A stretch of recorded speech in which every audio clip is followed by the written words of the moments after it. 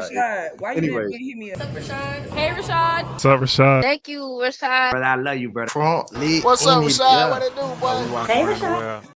Yeah. We back to the old time, baby. What's happening, man? My name's Rashad Milligan. Hold on, let me plug this in the wall. My charger in the wall. Give me a second here. I just noticed. I looked up. I said, "It's not charging. It's not plugged into the wall." Give me a second. Oh man. Okay, first things first. This is the road to 10K subs. As you guys know, Metro Boomin's album just came out, The Futuristic Summa. Man. Okay, so I'm not going to lie to you guys. My expectation coming into this album was extremely low. Metro just necessarily isn't my sound all the time. Like when I talk about a full project, kind of just his style. Because he's someone I just view as just mainstream. You know what I'm saying? Like he's about as mainstream as it gets with rap music, in my opinion. So, you know, that necessarily just always isn't my swag, isn't in the way I go about things and things of that sort. And then seeing the features list, you know, we saw the music video, how they were dressing. We saw like some of the features with J Money and Bankroll Knee and Rich Kids and Travis Porter and Shop Boys. So I'm like, okay. So we see what he's trying to do. The futuristic swag sound, that Rich Kid sound is back in style and hip hop and things of that sort. So I see what he's trying to do, but I'm still feeling a little nervous about it because he still got Future, Young Thug, and Lil Baby, and I'm just like, here we go with another one of these. Quavo's on it as well. Like, and 21 Savage. I'm like, I ain't gonna lie. 21 Savage was rapping his behind off on this project. And Metro made every rapper sound better, bro.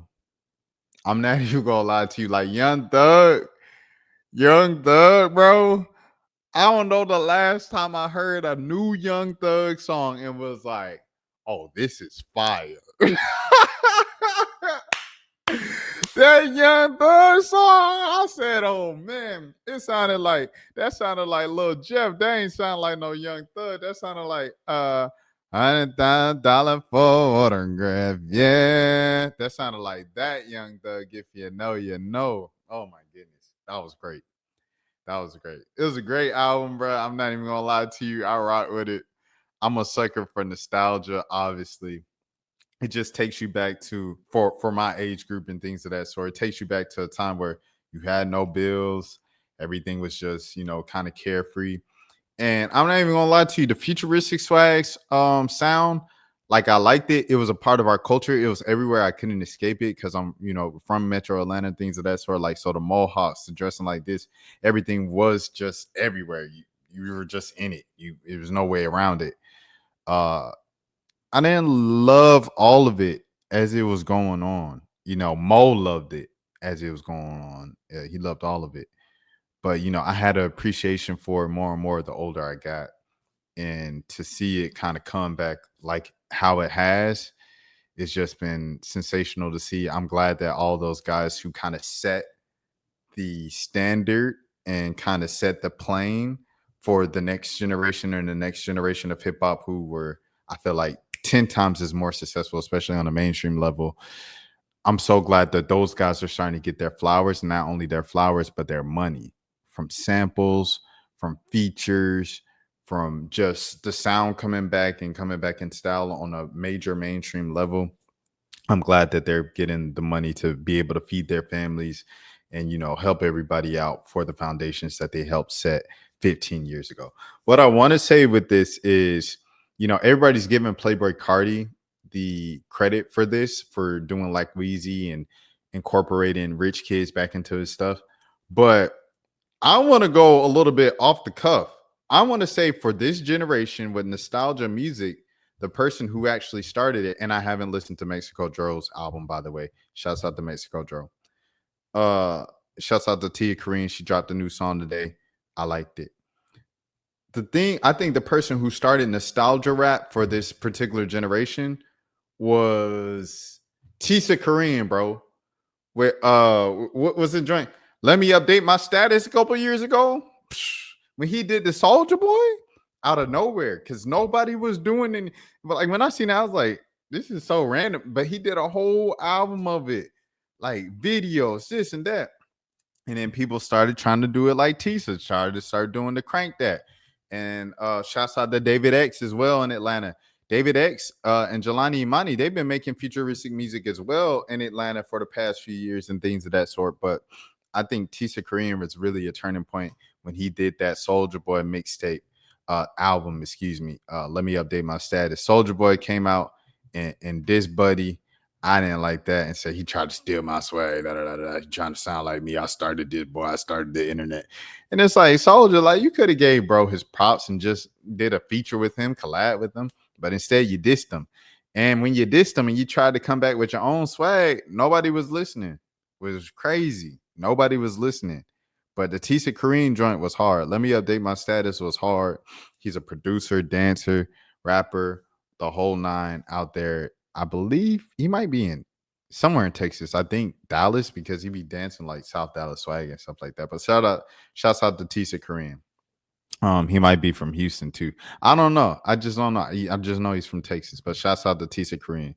I think he started this whole nostalgia wave because after that, I felt like in the more kind of plug trap scene, I know Tony Snow, he was really going more towards a Jeezy 2000s, mid 2000s sound with plug motivation. And then when he started, producing more of his own music, all of his beats just sound like some trap, like Jeezy stuff, which I talked about on the Nisi review, Grady Baby review, if you want to watch that as well. Man, I really enjoyed this tape. I didn't think I was going to get through it because it was 24 tracks, but track 6, 7, I started walking around, kind of doing some other things around the crib.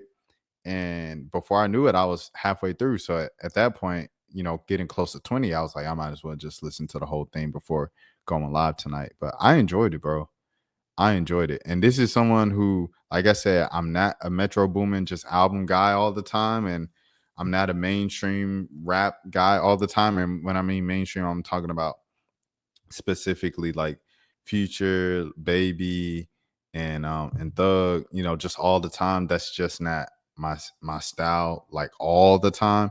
Of course, I love tracks from all three of those guys, and I respect them as the greats that they are in the city of Atlanta. When it comes to the music thing and everything like that, I respect them and acknowledge them that. But that's just not like the first thing I jump to when I want to listen to my own music, especially full projects and albums from them. I'm speaking in circles right now, but I like this album. I really like this album. I gave Shad the God his credit on Twitter. I was like, bro, you've been snapping for like the last 2 years consecutively. I think I've shouted him out plenty times before in here, but the double rice, I get in that mode, in the prices, if they brother palmer and they gonna hit up ice, like the double rice, and then the one stop shop with Key, one stop shop, get everything you need, one stop shop, one stop, everything you need, one stop shop, one stop. And I felt like in 2020 is when Rich Kids really had a second resurgence because it was the lockdown, and the lockdown people was doing verses, and people was like Rich Kids versus Travis Porter, and then they went and did it, and then they also did some other shows where people were watching from their cars and stuff in Atlanta. I was in Mississippi at the time, but it looked like that's really when Rich Kids really had a resurgence starting, and ever since then it's just kind of gone up and up and up. 21 Savage, he had Rich Kids perform for his birthday party. Drewski did the Could Have Been Records show, the Could Have Been show in Atlanta. He brought out Rich Kids then. And Rich Kids, they just kind of been at the forefront. And that led up to Playboi Carti doing like Weezy as well. So, I just want to shout out Shad the God because obviously Schoolie, he gets a lot of the attention as the lead man, as the star, as the Bobby Brown of the group, as Caleb put it. But Shad the God has been snapping as well, and he shined on this album too with this verse on. It was like an opening verse on one of the songs. So shouts out to Shad the God, man, for sure. I wanted to give him those flowers and let him know, like, bro, we hear you and you snapping. What is something else that I wanted to say about this? I didn't take notes for this album, so I'm sorry about that. But if I had to, Okay, should I look at the rest of the people's comments before I rate it? Yeah, I'll do that just so I know where to put the rating if I put words on it and stuff. Okay. First comment is from Black Mass. He said regional music is coming back. I've been saying this, bro. I've been saying this. And who do I want to say?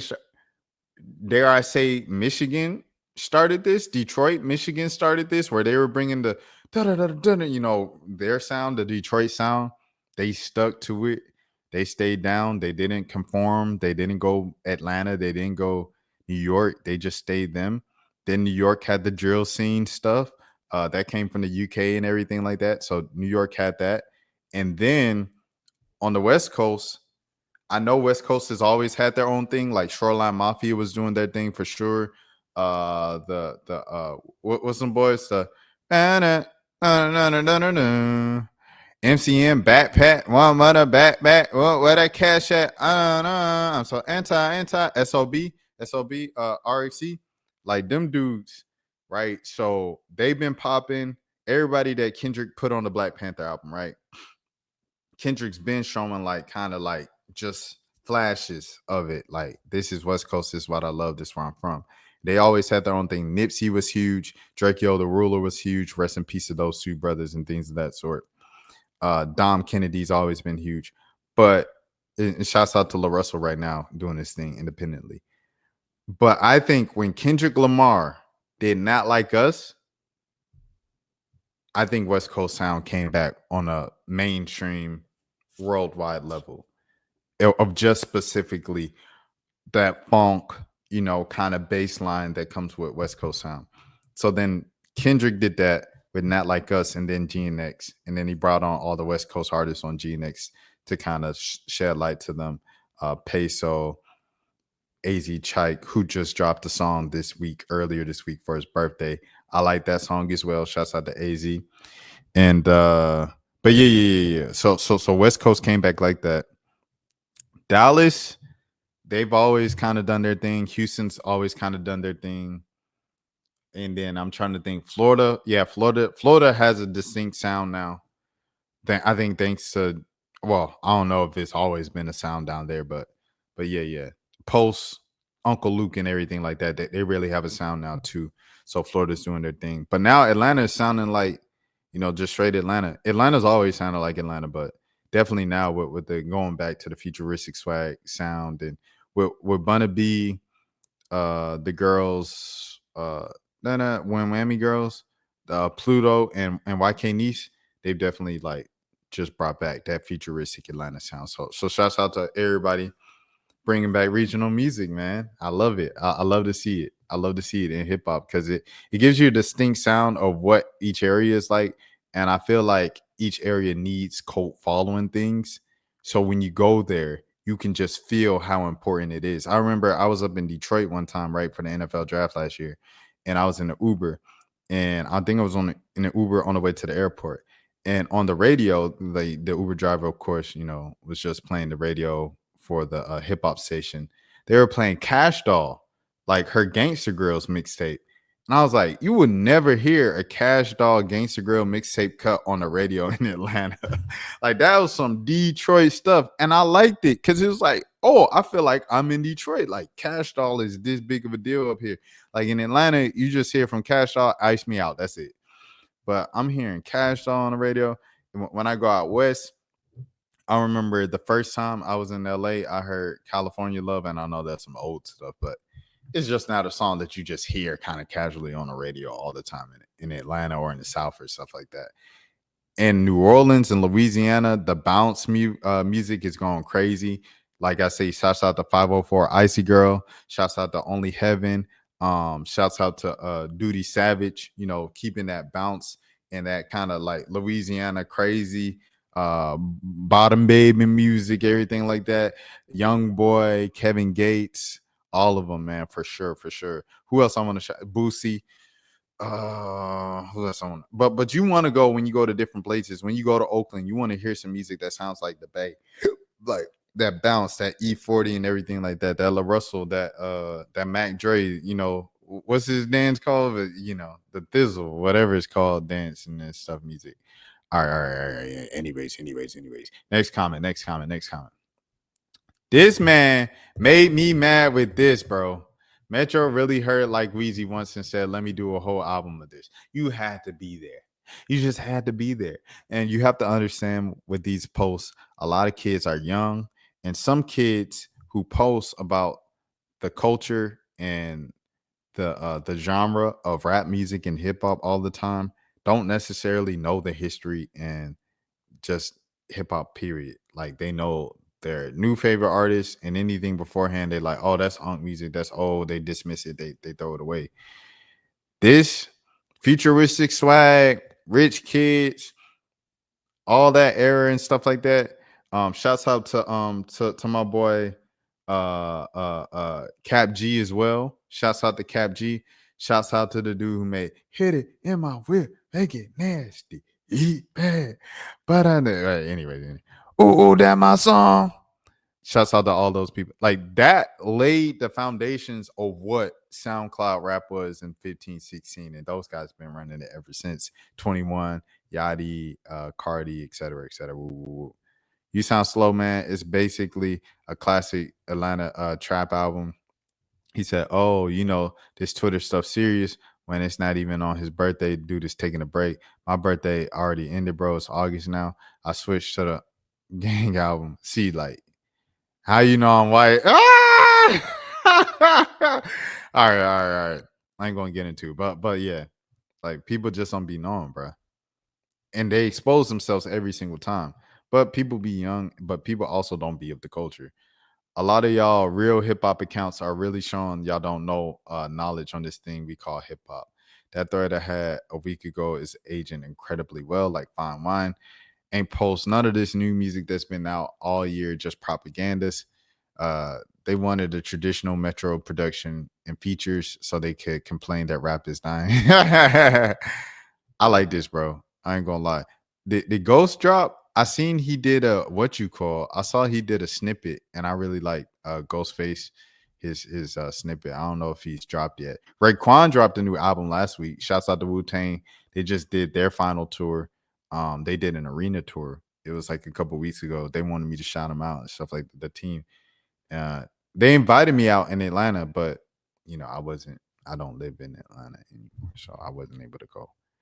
But yeah. Shouts out to Wu-Tang, shouts out to Raekwon, shouts out to the RZA, shouts out to and shouts out to Ghostface, man, for sure. Shouts out to Meth, you know, the whole Wu-Tang, bro. Hip hop legends. Oh, before I move on to the next scene. Okay, here we go. Official rating, or just initial after listening to it 5 minutes ago. Rating of Metro Boomin's A Futuristic Summa. I got to give it a 9 out of 10, bro. I got to give it a 9 out of 10, man. I got to give it a 9 out of 10. I love it. Beautifully executed with the amount of like artists. It's not easy doing a compilation album, and I just love it. I love the idea. I like the execution. And he even made, like I said, once again, he even made Young Thug sound good, bro. I wish K Camp could have been on this album. I wish K Camp could have been a call, invite, something. I wish K Camp could have been on the album. I wish Gunna could have got whatever. I wish we could have got a little more into the underground with Anicia, Tony Snow, or even going underground. Jelani Imani, David the Tragic, David X, the guys who have been doing this futuristic swag thing on the underground and things of that sort, or a Suave. But I know Jermaine Dupri has Suave on his joint. I don't know if Suave is going to make the album, but I hope he does. And salute to Jermaine Dupri for tapping in with Suave and the underground and things of that sort in Atlanta. Really being tapped in with Atlanta. So A Futuristic Summa, Jermaine Dupri's Magic City documentary, what do you call it? Soundtrack. Both should be good things for Atlanta. I'm loving it. Shouts out for sure. Rashad, why you didn't hit me up? What's up, Rashad? Hey, Rashad. What's up, Rashad? Thank you, Rashad. Brother, I love you, brother. What's up, Rashad? What it do, boy? Hey, Rashad.